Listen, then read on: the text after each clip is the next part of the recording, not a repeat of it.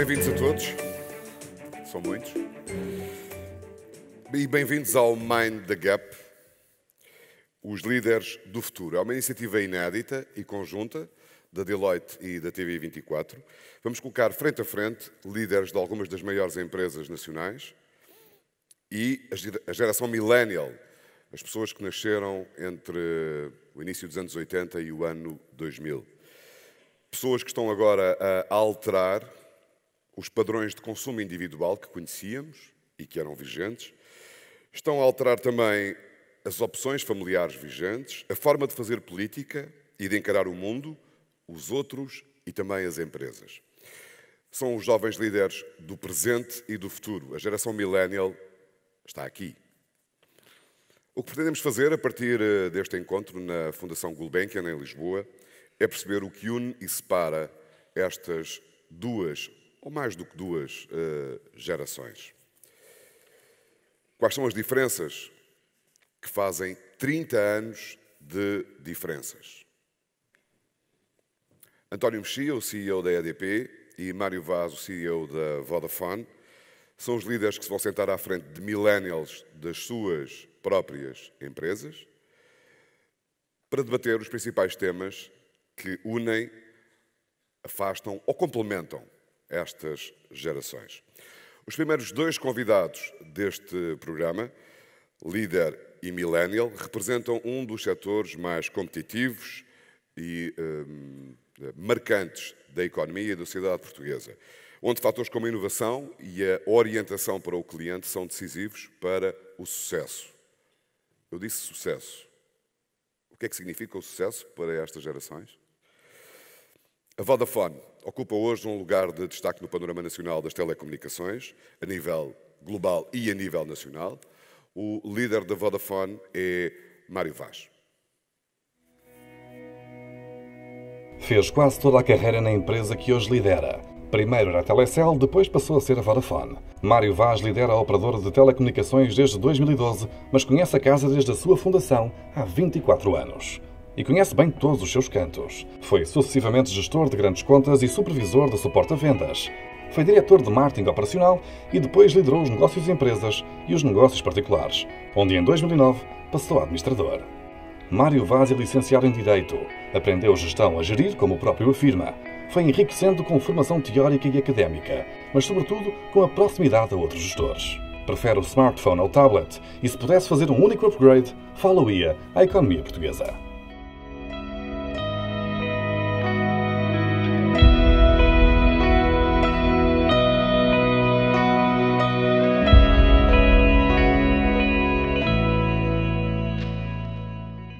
Uma pequena síntese do percurso do Mário Vaz, o CEO da Vodafone. A representar a geração millennial da Vodafone temos a Carolina Monteiro, uma jovem gestora de marketing na empresa e aspirante a líder.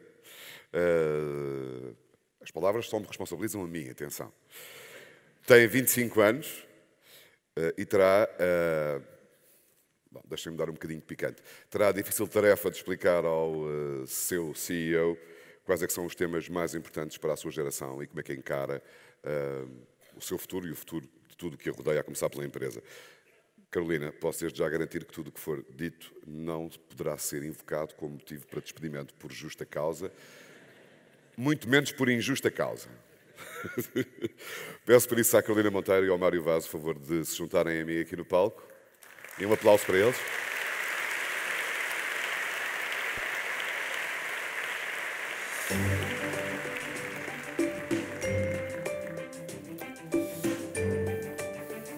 Olá, Carolina. Bem-vinda. Como está? Microfones com beijinhos não funcionam. Muito obrigado. Carolina aqui, Mário aqui. Bem-vindos. Vou Obrigado. deixar-vos, porque eu sou um X nesta equação de gerações. Até já. Muito obrigado. Muito obrigado a todos. Obrigado pelo convite. Carolina, apesar de não nos conhecermos, há relativamente pouco tempo, estás na empresa há um ano, partilha connosco porque é que escolheste uma empresa com as características da Vodafone. Olá, Mário. Há um ano atrás eu estava numa pequena empresa, numa consultora, já tinha feito algumas experiências pontuais noutros setores Mas senti que era o momento certo para procurar uma grande empresa, uma multinacional, talvez com mais oportunidades de crescimento, quiçá no estrangeiro, e, acima de tudo, procurar um crescimento sustentado, tal como se fosse uma segunda escola. Pois tem a vantagem de ser a indústria das telecomunicações, que sempre tive, tem um impacto muito grande na sociedade de hoje e acredito que ainda terá um impacto maior no futuro. Então, mas viste esta oportunidade quase como uma continuação de escola, de aprendizagem. Vês a empresa... Porque eu lembro-me dos tempos que tinha a tua idade e quando acabei a minha formação, como se viu até em Direito, procurava uma empresa, uma oportunidade que me desse continuidade no futuro, que fosse a minha carreira se desenvolvesse nessa grande organização ou nessa área que eu tinha escolhido na altura. Mas tu olhaste para esta empresa como uma área de aprendizagem, de continuação quase da aprendizagem académica. Essa foi uma das razões? Exatamente. Eu acho que não olhamos para uma grande empresa como uma fonte de segurança ou de estabilidade. Nós procuramos diferentes experiências, não temos medo de alterar de funções ou mesmo de organizações de forma muito recorrente. Achamos que essas experiências vão construir uma multidisciplina. Dito a alguém que está há muitos anos na empresa, enfim, fica assim, mas continua. É uma das diferenças. É verdade. Eu acho que, e admirando muito o trabalho do Mário, claro, são tempos diferentes. São tempos diferentes, muito diferentes. E então, face às expectativas que tinhas relativamente a esta empresa e agora que estás há um ano connosco, qual tem sido a leitura que fazes? Frustrações, surpresas pela positiva e pela negativa? Que balanço fazes? Bom, eu não estava à espera de encontrar uma organização tão jovem. Imagina que tivesse uma estrutura muito pesada, mas que não fosse assim tão aberta a ouvir-me à minha geração e a levar-me a sério. Isso é, de facto, um aspecto muito positivo. Somos jovens, somos proativos e estamos dispostos a orientar-nos para o cliente. Por outro lado, confesso que, passado um ano, já procuro novas oportunidades, já tenho a expectativa de perceber o que é que vem a seguir. Deixa-me ver se eu percebo, por isso. Vocês olham para a empresa como continuação, uma experiência. Vou ali aprender qualquer coisa. Ao final de um ano, já sabem tudo e já querem outra coisa. Já temos que vos dar qualquer coisa. Mas, afinal, as nossas organizações, o que é que ganham convosco se o que vocês querem é aprender? E ao final de um ano já estão com vontade de mudar para o outro lado, já são impacientes. Que realmente vocês são muito impacientes hoje em dia, a vossa geração. Não conseguem concentrar-se durante muito tempo, estão sempre com vontade de mudar. Isso também se sente, pelos vistos, na organização, o que torna difícil para nós gerir as vossas expectativas. Mas se vocês esperam isso de nós, o que é que nós podemos esperar de vocês? Que benefício é que podemos tirar? Não, sem dúvida alguma que somos muito impacientes, somos muito irrequietos e se calhar demasiado ambiciosos para aquilo que entregamos. Mas acho que, de certo modo, nós trazemos toda uma revolução connosco e queremos trazer um pouco do espírito empreendedor, até do espírito de startups, para dentro das grandes organizações. Hoje em dia já não valorizamos tanto o status de trabalhar numa grande organização. Eu vejo muitos meus colegas muito abertos a trabalharem em pequenas empresas, em startups e até construir o próprio negócio.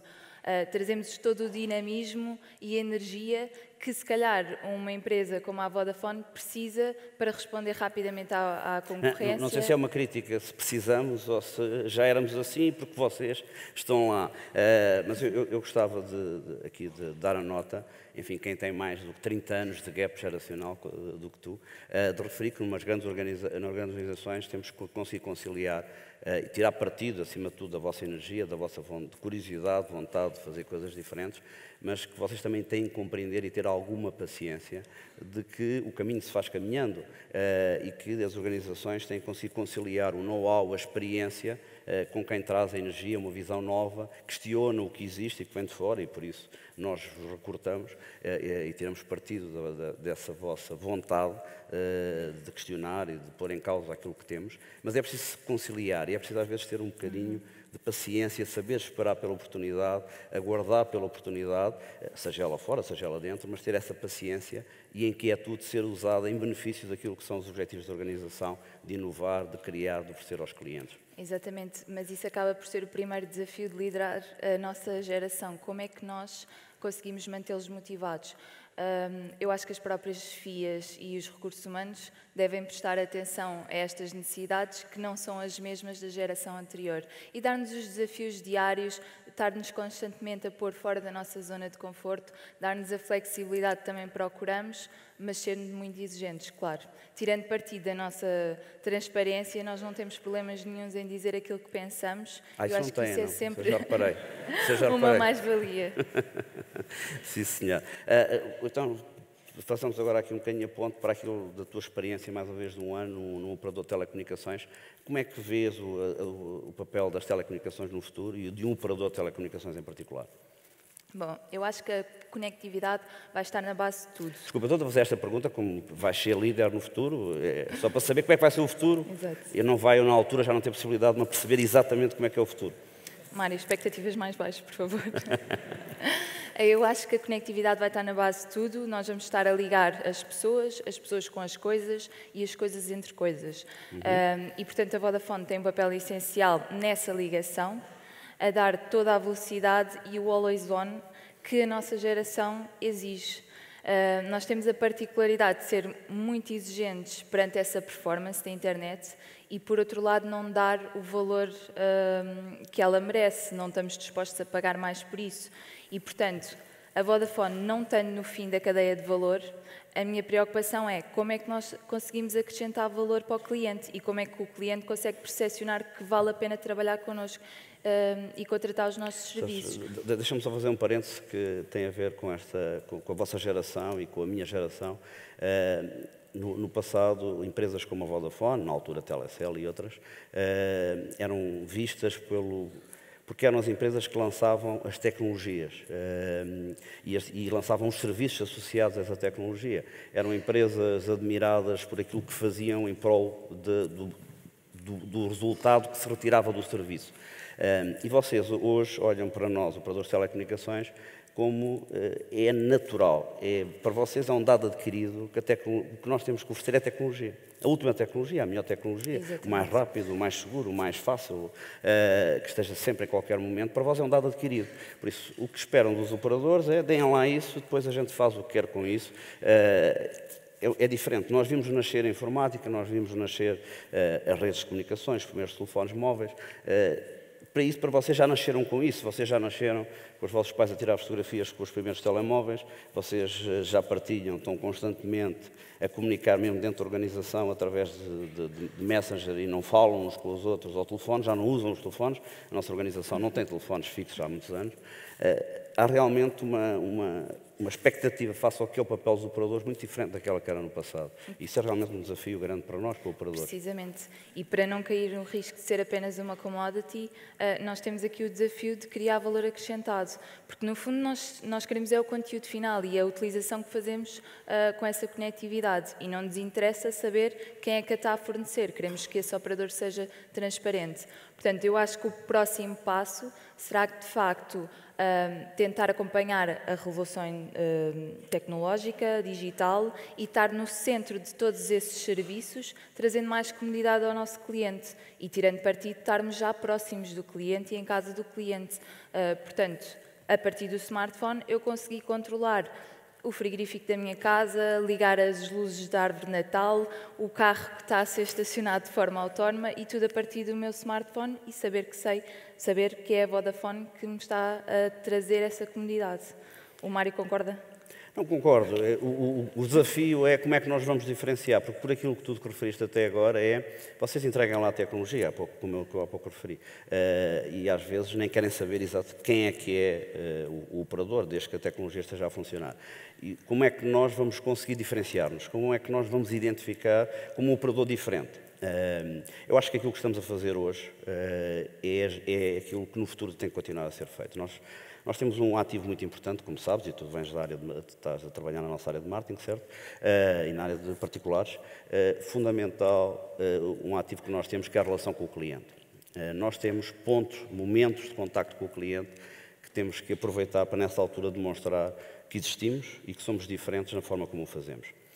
Nós temos um programa interno de diferenciação que assenta no pilar da tecnologia, necessariamente. Se a tecnologia é tão importante, nós temos que ter a melhor tecnologia e, por isso, lançamos o 4G, amanhã haverá o 5G, teremos um papel no IoT, na internet das coisas. A tecnologia é essencial, é básica, tem que ser a melhor.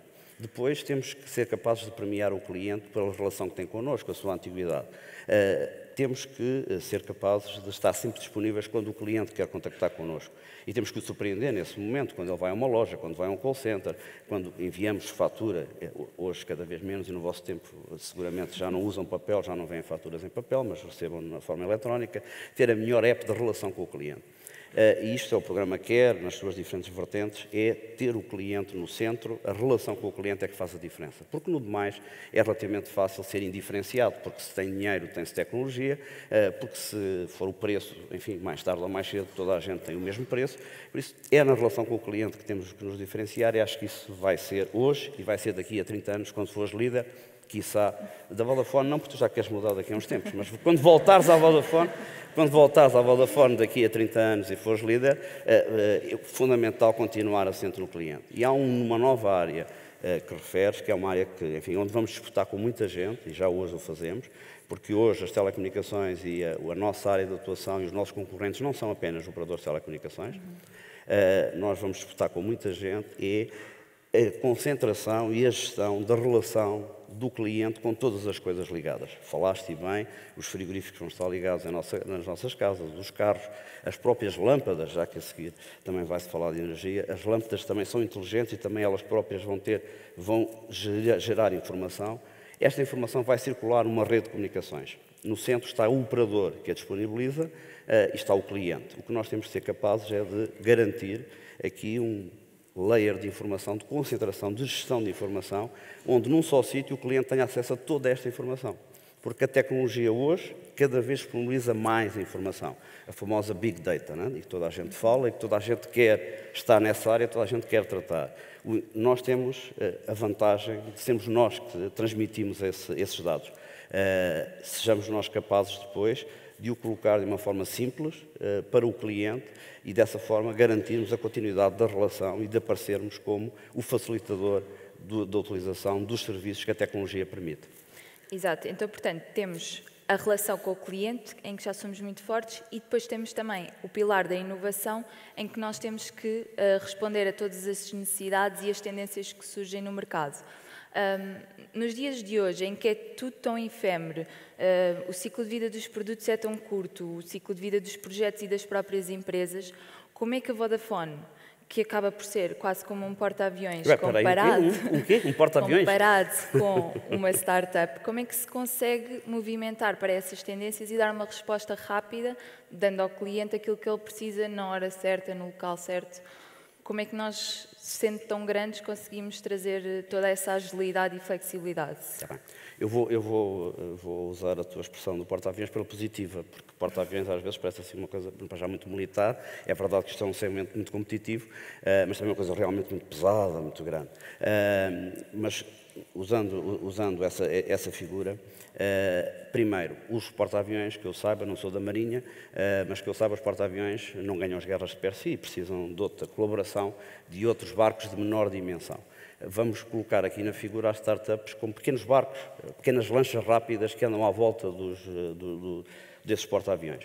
É importante, primeiro que tudo, haver, e cada vez mais nestes novos tempos, a economia cooperativa. É preciso estarmos próximos dessas startups, arranjar elos de ligação com essas startups, porque se elas descobrirem algo que, por um lado, possa depois ser proveitoso para a empresa, para a Vodafone, para o nosso negócio, a nossa proximidade, depois possamos tirar partido dessa descoberta, dessa oportunidade, por um lado. Por outro lado, quanto mais lanchas houver, quanto mais startups houver, que disponibilizem serviços que precisem de tecnologia, nós indiretamente beneficiamos disso. Por isso temos de estar próximos. No nosso caso, como sabes, nós temos o Vodafone Power Lab, em que trabalhamos e apoiamos um conjunto de startups. Por isso, por um lado, a vertente cooperativa com as startups, apoiá-las independentemente de acreditarmos ou não que aquilo que vão descobrir é no benefício da Vodafone, mas será no benefício da indústria, será no benefício da tecnologia, será no benefício dos consumidores. e até neste caso em particular, no benefício da própria economia nacional. Depois conseguir ter, dentro do tal porta-aviões, o espírito de startup, o espírito que vocês trazem, o espírito dos tais teus colegas que querem, têm ideias, têm negócio e tu própria, conseguir, dentro da própria organização, ter esses pequenos núcleos de inovação, embutir o espírito empreendedor. Todas as grandes empresas já foram pequenas um dia. Eu, quando comecei, éramos mesmo pequeninos também. E hoje somos a empresa que somos. E as grandes empresas, naturalmente, também têm que ter o rigor, a solidez. Enfim, os acionistas esperam que nós não funcionemos exatamente como uma startup, que tínhamos sempre a inventar coisas e a testar coisas e a falhar muitas vezes. Mas há que haver espaço para errar, certo? Mas tem que haver espaço para errar, é verdade. E por isso temos que conseguir, dentro da própria organização, dar a liberdade e a criatividade às pessoas para nos desafiarem com novas ideias. Nós, este ano, lançámos na organização, tirando partido daquilo que foi a nossa experiência no tal vertente cooperativa com as startups, fazer o mesmo dentro da própria empresa. Colocar as pessoas, independentemente da área a que pertencem, desafiá-los para lançarem ideias de novos projetos, até de processos, de reformulação de processos internos, que trouxessem agilidade, trouxessem inovação para a organização e em benefício dos clientes. Fizemos a seleção desses projetos, fomos a uma reunião final, temos agora uma lista de projetos que foram eleitos como potenciais para serem desenvolvidos dentro da organização. Temos que conseguir, apesar da nossa dimensão, apesar, naturalmente, dos modelos de governance, apesar da rigidez, que é essencial também numa organização com a dimensão como é a da Vodafone, conseguir garantir que existe sempre esse espírito de inovação e de empreendedorismo dentro da organização. E por isso temos de trabalhar dessa forma, concordo contigo. O que acaba por ser também uma ferramenta para nos reter, não é? Acaba por ser sendo muito difícil reter-vos, porque por essa vossa vontade de mudança, é com esta abertura à inovação, abertura ao risco, que naturalmente vocês vão sendo desafiados. Tu agora já estás a perguntar o que é que tens que fazer a seguir. Provavelmente tu próprio até que tens que dizer o que é que queres fazer a seguir. Se tu próprio apresentares uma ideia inovadora, diferente, te sintas capaz de participar na execução desse projeto, é já algo diferente para ti. Porque dentro de uma organização, dentro do tal porta-aviões, há muitas pequenas empresas. Na verdade, é quase como a agregação de muitas e pequenas empresas. A própria mudança interna é um desafio novo. Não tem necessariamente que ser para fora. Agora, também hoje as organizações, têm que estar preparadas para que vocês entrem, saiam, venham outros e que regressem mais tarde, no teu caso, como líder, talvez, da Vodafone. Espero eu. Por isso, a retenção realmente de pessoas como vocês é um desafio que nós temos. As nossas FIAs, e nós temos dado formação às nossas FIAs para conseguir entender-vos e gerir as vossas expectativas e a vossa impaciência, pedindo-vos também que sejam vocês que descubram o vosso próprio caminho, que sejam vocês que nos questionem, que nos abram desafios, que nos abram novas oportunidades, que nos digam aquilo que gostariam de fazer e às vezes, enfim, que chegam e que digam, entrem nos recursos humanos e digam, eu agora gostava era de ir para ali, para aquele, porque acho que sou capaz de fazer. Talvez a resposta seja não, mas já foi, pelo menos, despertado esse interesse. Obrigada, Mário. Desafio aceito. Desafio aceito. Carolina, muito obrigado também. Obrigado.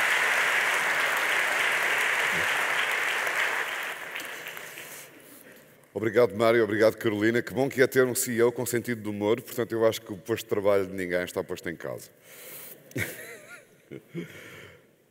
Muito obrigado pelo vosso contributo e pela forma entusiasmada como partilharam aqui connosco. O segundo grupo de convidados deste programa, promovido pela Deloitte e pela TV24, representa um setor estratégico para o país, para qualquer país, na verdade, o das energias. Com a exceção das energias renováveis, a EDP tem-se destacado na promoção e concretização de vários projetos de inovação e desenvolvimento a nível nacional e também global. É, de resto, uma referência no setor. O CEO, o líder da EDP, é o António Mexia. Lidera a gestão da EDP há 10 anos e este foi um regresso a um setor onde já tinha sido feliz. A indústria da energia ocupa, aliás, uma parte importante da carreira de António Mexia.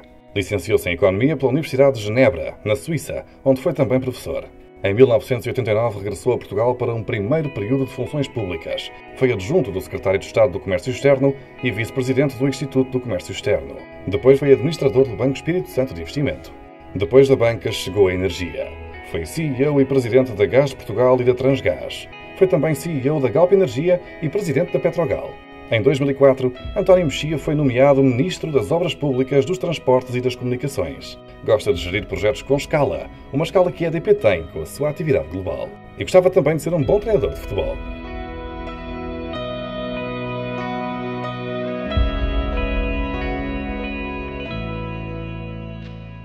O António Mexia vai subir aqui ao palco para conversar com a Ana Sanches. Podem vir vindo.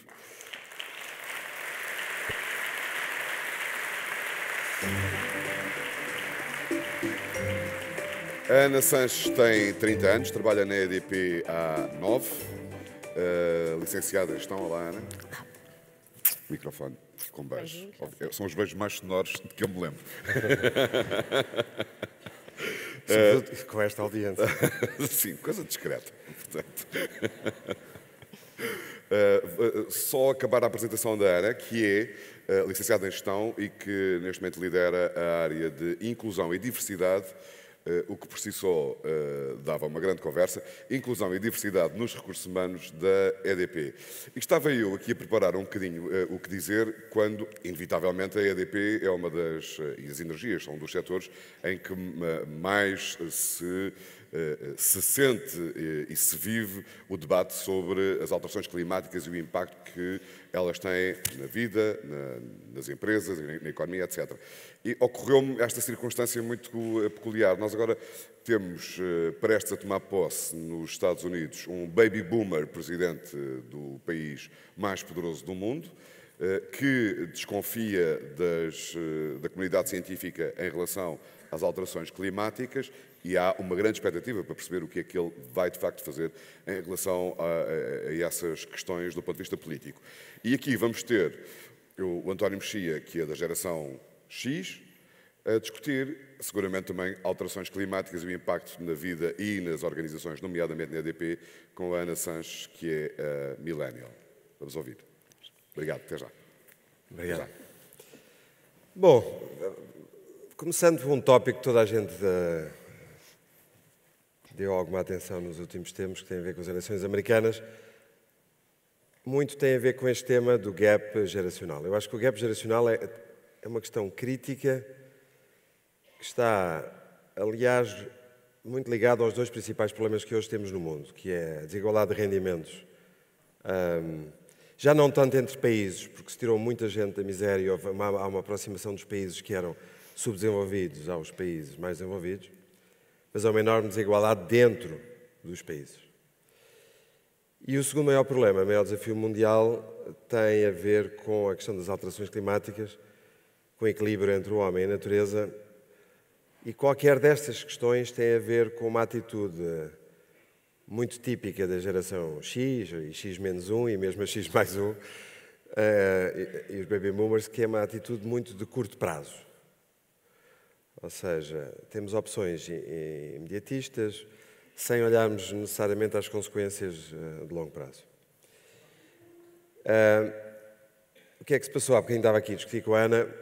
O grosso dos millennials não foram votar na questão dos Estados Unidos.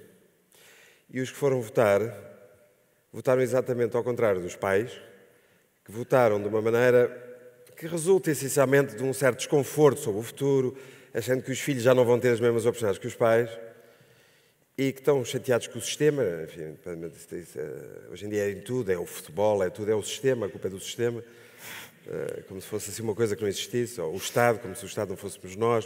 Há sempre assim uma coisa, um bode expiatório qualquer. Quando temos problemas na vida, a primeira fase é a negação, que eu acho que os millennials têm muito menos. A fase da negação é muito mais curta. E depois a seguir de quem é a culpa? Portanto, eu já reconheço que o problema existe, depois quem é a culpa? O terceiro passo é tentar, efetivamente, fazer qualquer coisa sobre o problema. O que nós temos que fazer é encurtar a fase do denial, a fase do blaming e passar à fase da ação. Eu acho que essa é uma enorme diferença geracional E eu vou começar por perguntar à Ana se neste mundo em que as alterações climáticas, mas todos estes desequilíbrios, mas este é talvez o mais visível e aquele com condições estruturais que podem ser irreversíveis, como é que a Ana acha, como é que achas, Ana? É mais fácil. Temos de dar assim um ar, mas tu cá, tu lá. Ana, como é que tu achas que a tua geração resolve este assunto? António, eu acho que foi num tema muito relevante, que é o tema do passar à ação. Ou seja, acho que para explicar também um bocadinho como é que cada geração interage, é preciso perceber de onde é que ela vem, qual é que é o contexto. E, de facto, os millennials vêm de um contexto em que, se calhar, foram a geração que tiveram mais condições ao longo do crescimento e ao longo da sua vida até chegarem a adultos, mas também tiveram mais volatilidade. E, portanto, eles sentem essa dicotomia de boas condições e volatilidade na sua vida. Se calhar são pessoas que não têm tanto acesso ao crédito, mas, por exemplo, podem, se quiserem montar uma empresa, ter crowdfunding, portanto, ter acesso a créditos de outra forma. Portanto, têm uma série de alternativas que, se calhar, as gerações anteriores não tinham. Mas, sobretudo, eu acho que pegando no tema também das eleições e, se calhar, falando tanto nos Estados Unidos como no resultado do Brexit, aquilo que nós vemos é que esta geração é uma geração que procura fazer a diferença pela ação. Portanto, às vezes até está relativamente desligada daquilo que é a parte política e a parte do voto e a parte mais de politicamente ativos. Tem menos medo? Não, se calhar não gasta tanto tempo a ir para a rua protestar, mas mais em mudar o seu próprio comportamento para, com isso, mudar alguma coisa. E, portanto, quando nós falamos em tudo o que são tendências de consumo ou tendências de opinião e de posição, muitas vezes vemos isso espelhado na forma como eles agem, não necessariamente na forma como eles protestam, como eles votam. E, portanto, eles, nós. E, portanto, acho que esse é um ponto relevante. Ana não tem carro. Não tem carro, é verdade. Ontem perguntei até o carro. Começou a falar de coisas. Não tem carro. Ando Uber. Mas essa questão da posse e daquilo que nos mobiliza e naquilo que nós, durante muito tempo em Portugal, ter um carro fazia parte daquilo que era um status e da maneira como as pessoas se expõem dentro da empresa, media-se em função de quantos metros quadrados tem o teu gabinete. Se o António me oferecer um mês de férias todos os anos, eu não preciso do carro. Mais um mês de férias. Isso parece-me bem. Porque, no fundo, mas isto para explicar esta questão do estatuto, eu acho que mudou muito a forma como nós olhamos para os bens materiais, deixou de ser tanto um estatuto e passou a ser mais ou uma necessidade ou um statement, não é? Ou seja, hoje nós temos um iPhone e somos da tribo iPhone, ou temos um determinado aparelho e somos porque gostamos daquilo e porque achamos que aquilo faz um statement. Não necessariamente porque nos dá mais estatuto. E por isso, provavelmente, vamos ver nesta geração as pessoas a pedirem aquilo que acham que para elas faz mais sentido.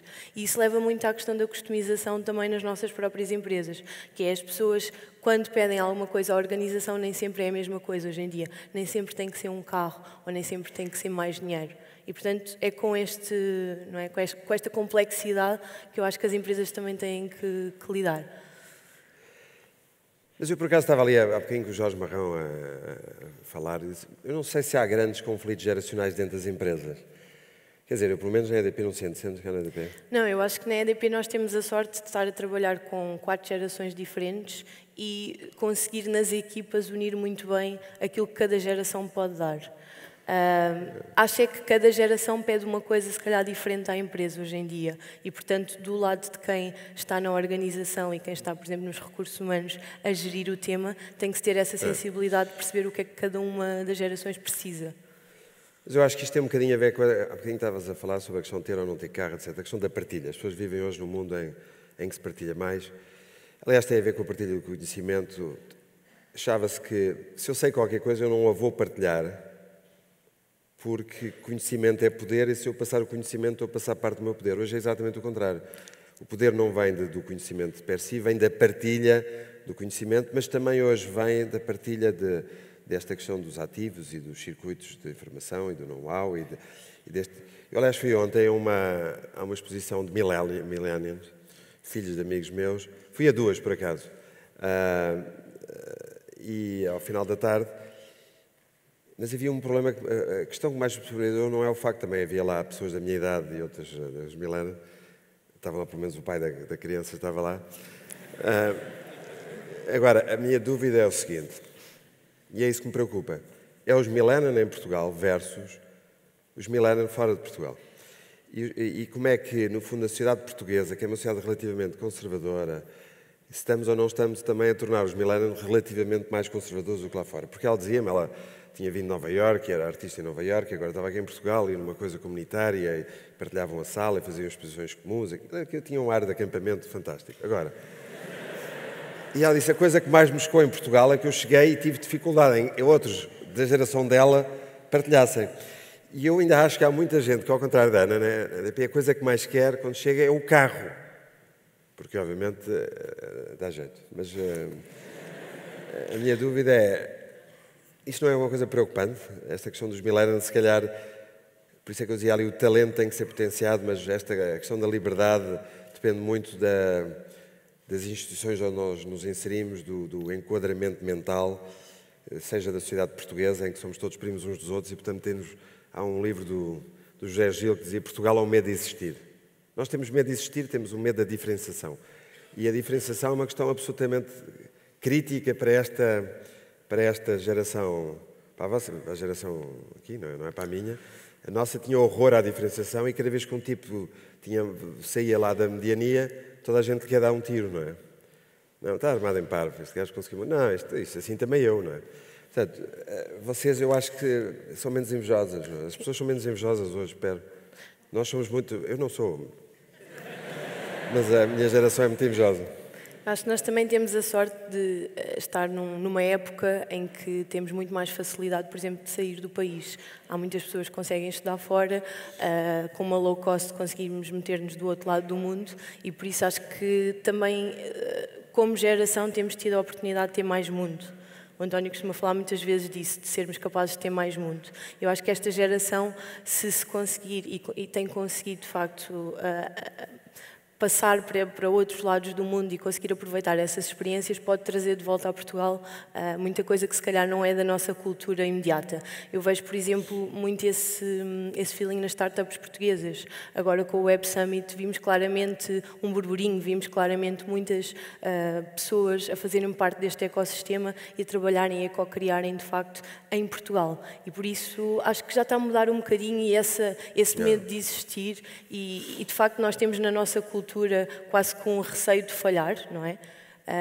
E esse receio de falhar muitas vezes limitava o empreendedorismo. E isso tem vindo a alterar-se. Acho que não é só geracional. Acho que há muitas pessoas de várias gerações que estão a fazer esse caminho, mas vejo que a geração dos millennials tem ajudado também nesse processo. Agora, é uma geração que tem tudo à mão, não é? Com um clique consegue obter informação e por isso também não vale a pena esconder nada. E por isso também esta questão do segredo já não é a alma do negócio, quer dizer, já não vale a pena esconder porque nós vamos descobrir. Claro. Mas esta questão das pessoas acreditarem, não é? Esta questão da transparência e da confiança tem muito a ver com aquilo que as pessoas sentem no caráter genuíno ou não das pessoas, em particular também das instituições, das lideranças aos diferentes níveis das instituições, e sobre esta capacidade de atrair as melhores pessoas e de as reter. Eu, por acaso, e a Ana vai responder, e ontem perguntei-lhe se ela se responder mal está tramada. A EDP tem algum problema em reter as melhores pessoas? Não. Acho que não. Por agora. Os 5 minutos ontem foram úteis. Deixe-me só acrescentar, por agora. Por isso eu acho que é um tema que temos que olhar para o futuro e perceber se de facto com aquilo que temos vamos conseguir continuar a reter. Acho que neste momento não temos de facto um problema. Eu sou um caso muito óbvio disso. Comecei a trabalhar na EDP e não saí mais da EDP. Entramos mais ou menos ao mesmo tempo. Entramos mais ou menos ao mesmo tempo, com posições um bocadinho diferentes, mas... Só o andar é que era diferente. O meu era um bocadinho mais atrás. Mas, de facto, acho que pode ser um tema para as próximas gerações e há bocado ouvíamos falar muito nesta questão das pessoas quererem desafios mais rápido, com muito menos tempo entre os desafios que fazem. E isso pode ser uma coisa que, num setor como o da energia, em que nós sabemos isso, estamos sempre a pensar no longo prazo e falávamos disso há bocado, pode ser difícil conciliar estas duas coisas. Mas, claramente, a dinâmica da nossa empresa tem mudado muito no sentido de perceber também como é que este novo cliente millennial pode ter na nossa empresa uma resposta àquilo que procura, não é? Seja via os carros elétricos ou híbridos, que já são uma coisa que para a nossa geração faz todo o sentido. Quando andamos de Uber, podemos pedir para ser um Uber Green, portanto, por aí já podemos pedir para ter... Custa mais caro o Uber Green ou não? Não é mais caro. Não? É Não? mais caro. E se quiser, pode ter o Carros Uber elétricos. Pool. Se quiser, ainda pode ter o Uber Pool e partilhar com outras pessoas. Em vez de estarmos a ter muitos carros na cidade. Chamar o carro elétrico com o telefone da Vodafone. Eu estava organizado hoje assim. Mas temos, por exemplo, outro exemplo, acho que é o Ready, não é? Ou seja, nós somos capazes de ver neste momento, como vemos, quanto é que gastamos de Wi-Fi, porque andamos preocupados com o nosso pacote de dados, também conseguimos ver quanto é que gastamos de energia em casa. E por isso acho que isso vai ser uma tendência de uma dinâmica forte que o nosso setor vai ter e que tem que conjugar com estes investimentos de longo prazo nas renováveis que também temos que fazer. E esta combinação pode reter talento ou não, e é isso que temos que ver.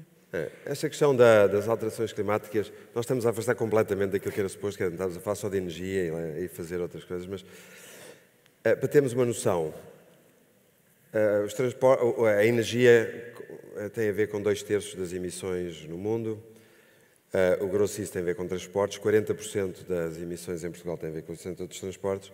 Se todos os carros passassem a ser elétricos, reduziríamos em 50% as emissões, e reduziríamos em 20% as importações, ou seja, Portugal não precisava trabalhar tantas horas para importar coisas de fora e ganharíamos uma enorme retenção da nossa riqueza num país que é claramente descapitalizado e que sofre estruturalmente de desequilíbrios, nomeadamente desequilíbrios externos. Mal sobe o rendimento, a coisa torna-se difícil porque as pessoas compram carros. Eu acho que isso vai melhorar, nenhum de vocês quer carros, já sei. E também compram televisões, já sei que nenhum de vocês quer televisões. Agora é mais computador, Netflix. tudo online. Precisamos do Netflix. Aliás, outro dia estava num encontro, não sei se foi no dia em que a Ana estiveste lá, mas nós fazemos lá aqueles encontros, o pavilhão tem 2.000 e tal pessoas por dia, 3.000 da EDP, fazer os encontros anuais. E eu tinha perguntado quem é que tinha visto o Black Mirror. Quem é que viu aqui o Black Mirror? Mesmo assim é só 1/3. Não, nem isso. 1/5. É para perceberem o que é que acontece. Olha, isto já acabou o tempo. Para saber o que é que acontece neste novo mundo em que a comunicação é totalmente diferente e como é que nós nos expomos. Eu aconselho a quem não viu a ver. E eu soube isso, foi a minha filha que me disse, e depois quando vi o primeiro episódio fiquei, mas tu andas a ver esta série de televisão? Mas depois fiquei ao mesmo tempo confortável que ela estivesse a ver e achei fantástico que ela me tivesse a ver. Disse, tens que ver. E eu agora estou a fazer isso em cadeia também mais uma vez. Ana, o que é que... Se me tivesses que me dizer aqui uma coisa à frente dessa gente toda, mas como se não tivesse cá ninguém, e já que o tempo acabou e não podemos falar muito mais de emissões e daquilo que são o lançamento do Tesla 11,6, tínhamos aqui uns números giríssimos, que é comparar o lançamento da Guerra das Estrelas, que deu nos primeiros fins de semana em todos os cinemas do mundo 500 milhões, com o lançamento do iPhone 6, que deu, salvo erro, 5 bilhões. 3 bi. Nas primeiras encomendas, 5,6 acho eu. E o Tesla, que é um carro que as pessoas têm que fazer um down payment e esperam mais de um ano, que nunca ouviram, não sabem o que é, deu 11,6 bilhões de receitas à Tesla. Uma coisa que ninguém sabe o que é que está a comprar.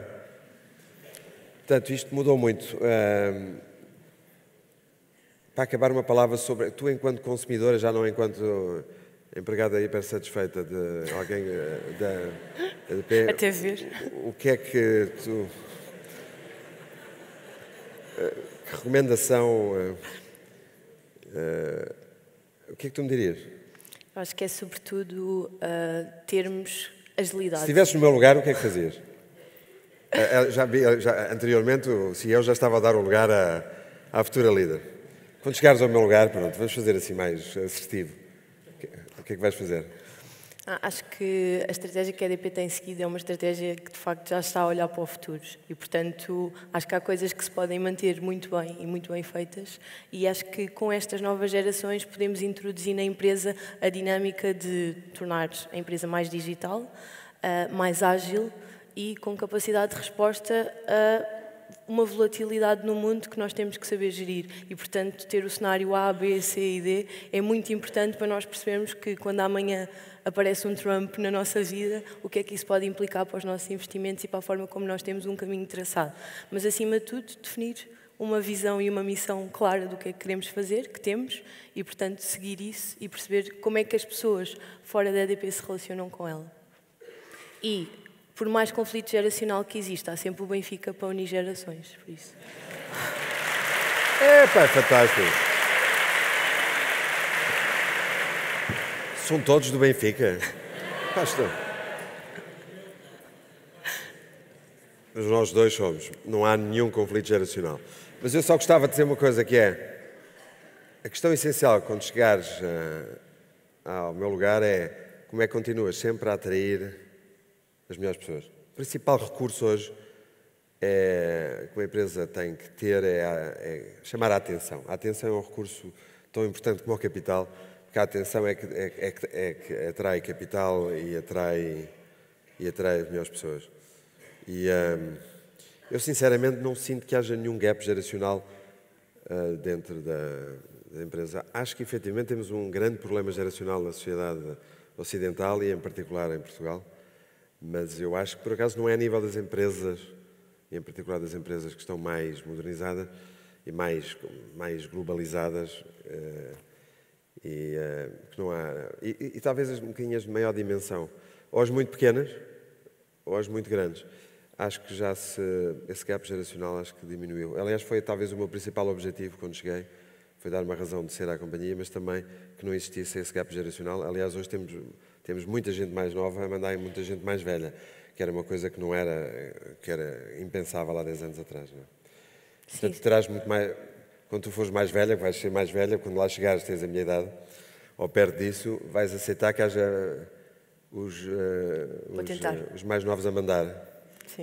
Sim, e se a empresa conseguir espelhar a sociedade onde está, a diversidade dessa sociedade, acho que consegue perceber diferentes pontos de vista e integrá-los naquilo que está a fazer. E, portanto, aquilo que foi uma renovação geracional que já foi feita, mas também o ter em conta as pessoas, a geração mais velha que tem uma história por trás na EDP, acho que é muito importante para depois devolver à sociedade e a sociedade reconhecer-se numa empresa como a EDP.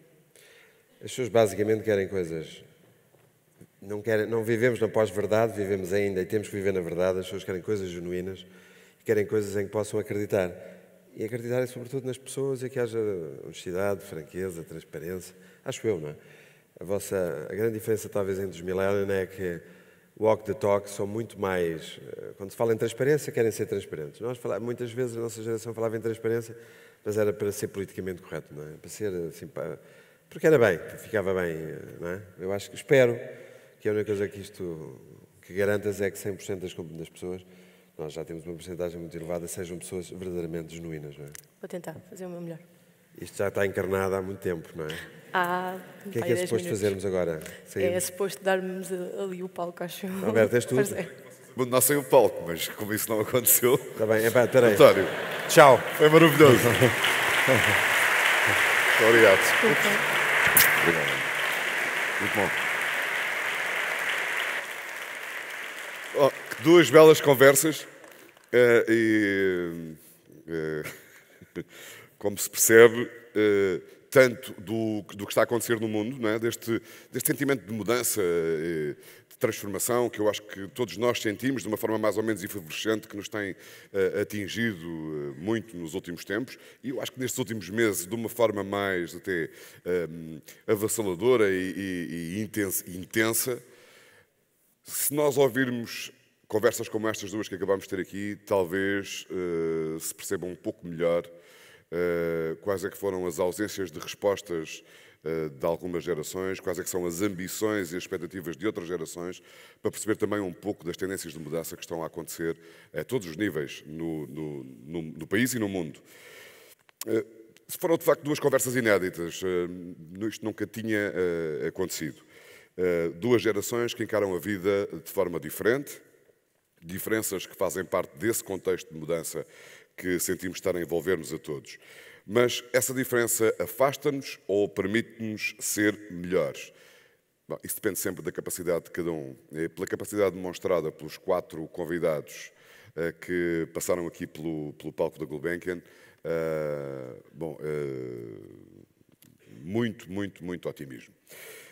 Mas depende da vontade e da capacidade de cada um, da vontade de aceitar e da coragem de aceitar a verdade dos outros e da coragem de se bater pela sua própria verdade, com empenho, com sentido de justiça também, com ética e com ambição. Quando é assim, a diferença só pode fazer melhor. Em nome da TV24 e da Deloitte, agradeço muito aos convidados, a toda esta plateia, atenta, participativa e bem disposta, e aos espectadores da TV24. Até à próxima.